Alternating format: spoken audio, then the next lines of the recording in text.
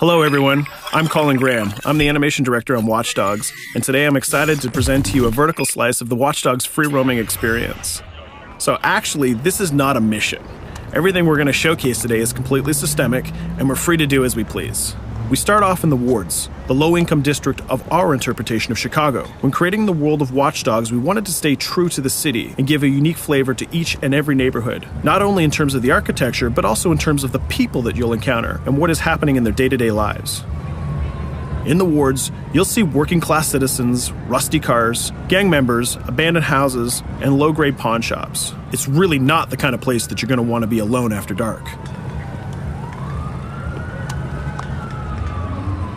Nowadays, modern cities are increasingly managed by software, controlling traffic lights, electricity grids, and surveillance systems. In our version of Chicago, this management software is called CTOS, or the Central Operating System. The CTOS controls everything in the city, and it was created by the Bloom Corporation. Since the CTOS has been installed in Chicago, people get to work faster, the crime rate has dropped, and the communication networks are now more accessible and stable than they ever were before.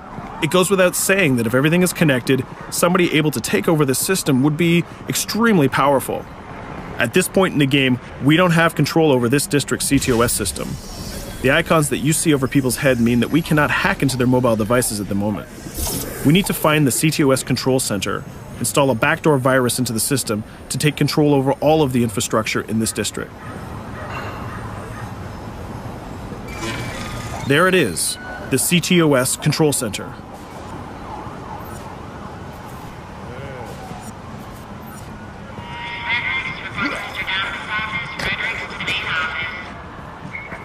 Watch it. You're walking someplace you got no business. It's heavily guarded. Let's see if we can find the server access codes from a distance.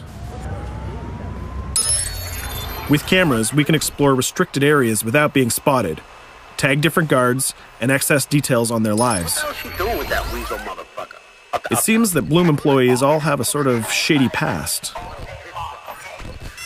There it is, the access code to the server room. Unfortunately, we can't access the server via the cameras. We need to sneak inside. One thing that was really important to us when we designed Watch Dogs was to fully support different player styles. Every situation in the game can be tackled the way the player sees fit. In this situation, we can go all out guns blazing, completely stealth without the guards ever seeing us, or we can hack from a distance without ever setting foot inside the restricted area. Let's hack this forklift. Aiden can use the environment to distract and lure guards. Pretty much anything you hack has multiple functions. So, for example, you could use this forklift to access the roof, or you could use it to create cover. Hacking in Watch Dogs is all about player expression. Let's set an improvised explosive device so we can hack it a little bit later.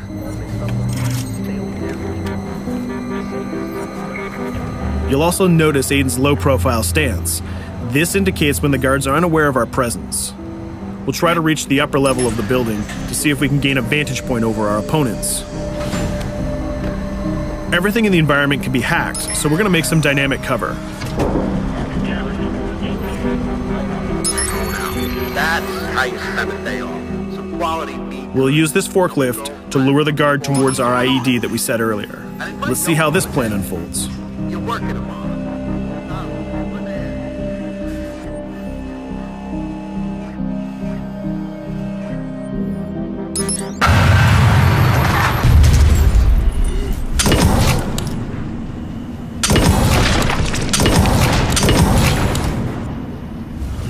What you just saw is called focus. It represents Aiden's analysis capabilities and his quick reflexes. This gives the player more time to combine core game mechanics together, such as shooting, hacking, and driving, in order to handle more complicated situations.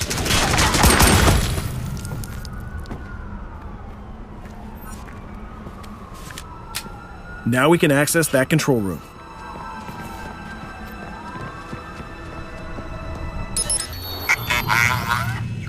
Drop 2, 5.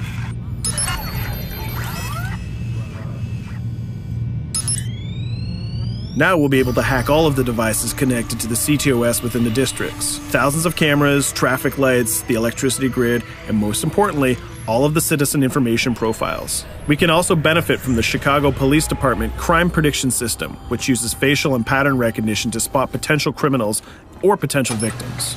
Since this is a pretty rough neighborhood, I'm pretty sure we're going to stumble on some suspected criminal activity pretty soon. And there it is. The system just pushed an alert of a potential crime. We can see the system trying to triangulate the location on our minimap. Take note, this isn't a mission. This can happen anywhere at any time. We've just spotted a potential victim. It's always up to the player if he wants to investigate or not, to take action or not. So let's see how this turns out. Yeah, you're right. Could I just...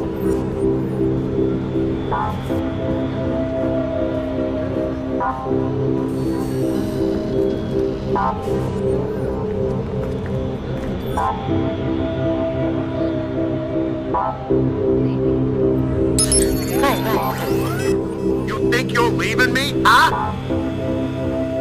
Jesus, I told you to stay away from me! You belong to me now. Get it? You better leave or I'll call the cops! I'll fucking kill you, goddammit! Get off! Yo! That was close. Good thing that we intervened. We managed to prevent the crime, but we triggered a chase. From here, the criminal's behavior is unpredictable. He can try to get away, shoot back at us, surrender, or call for backup.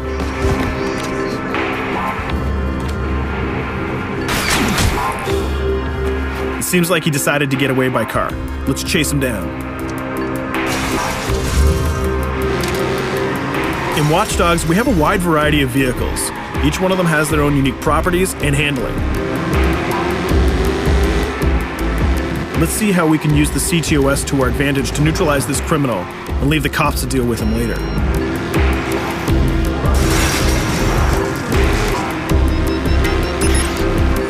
The chase stops right here. Using the blockers usually reserved for the cops during interventions, we managed to stop this criminal without killing him. This gives us a reputation bonus. This system is at the core of the Watch Dogs experience. Depending on how we handle different situations in the game, the media and the citizens will have a different perception of our hero, whether he is a true vigilante or a reckless criminal. This will have repercussions throughout the game. Now, let's head for the Loop, the historical district of Chicago, where you're going to find the most iconic buildings in the city.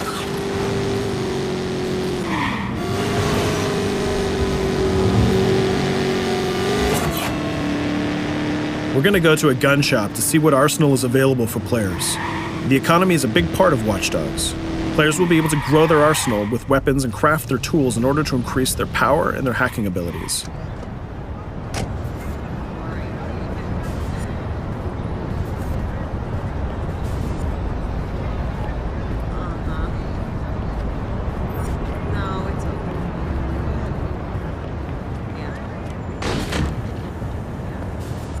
You will find all of the weapons that you would expect in a traditional shooter. Pistols, assault rifles, guns, sniper rifles, and grenade launchers, just to name a few. A lot of bullets were fired in our last encounter with the CTOS guards. Let's stock up on some more ammo. Finding everything.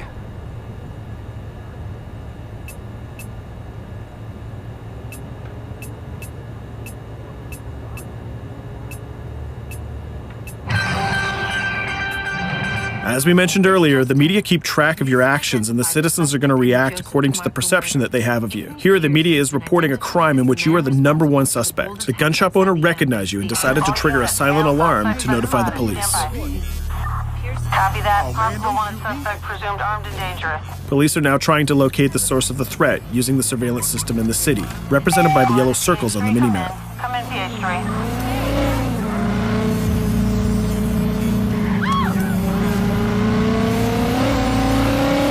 Aiden is able to stall their efforts by hacking into their communication systems while avoiding the scanning areas.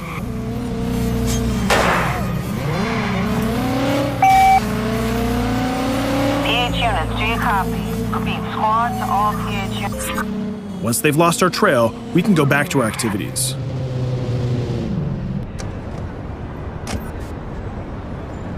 One thing that Bloom did to win over the population of Chicago with the CTOS project was to install free Wi-Fi hotspots throughout the city. Free Wi-Fi is cool, but not very safe with someone like Aiden Pierce around. Hacking into this box is going to give us access to every device that's connected to it. So let's see where that brings us.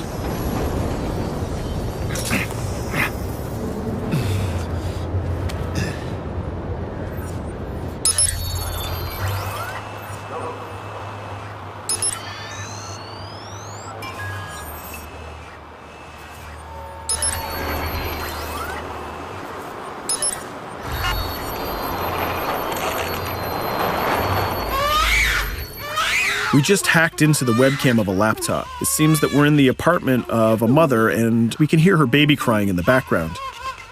Her bank information is in her mobile phone sitting right there on the table in front of us. It's totally up to the player whether we decide to steal it or not. Of course, this won't affect our reputation because nobody can witness this action. Just like in real life, nothing is totally black or white, but rather many shades of gray. This is exactly the situation where we want the player to question his own morality. Let's go withdraw that money. If you think that you're alone, think again. Aiden is not the only hacker in town. Someone's trying to install a backdoor virus on Aiden's phone in order to steal a portion of the information that he's gathered through the game so far. First, we're gonna have to reach the area where the signal is coming from.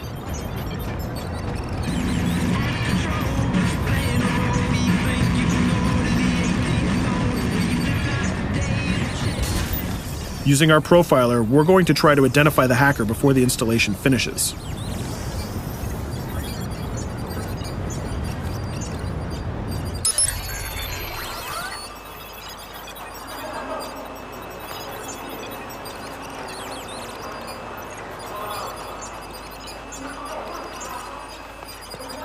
There he is.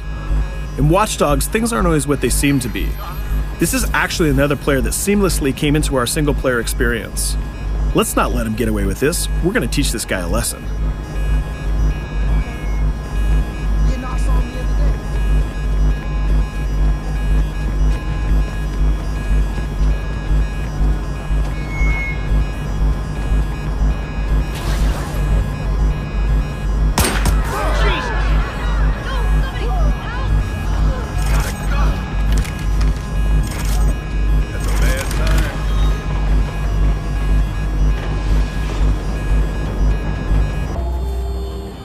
We stopped the hack, but the hacker managed to get away. I don't know about you, but we can't let this pass by. We need to retaliate. Using the grid, let's see if we can find that second player. There he is. Let's enter his game seamlessly.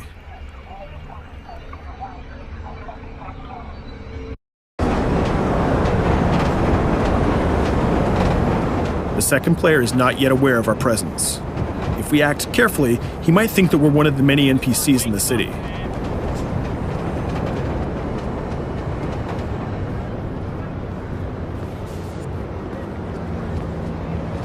What was that?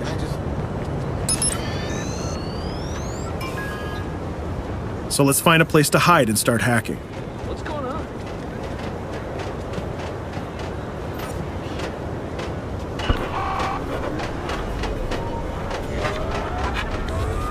The second player has just been alerted that a breach has occurred on his phone. He's trying to find us using his profiler.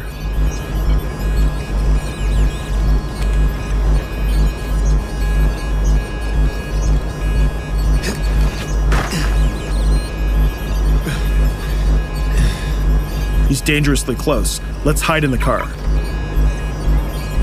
We're spotted. Let's get out of there.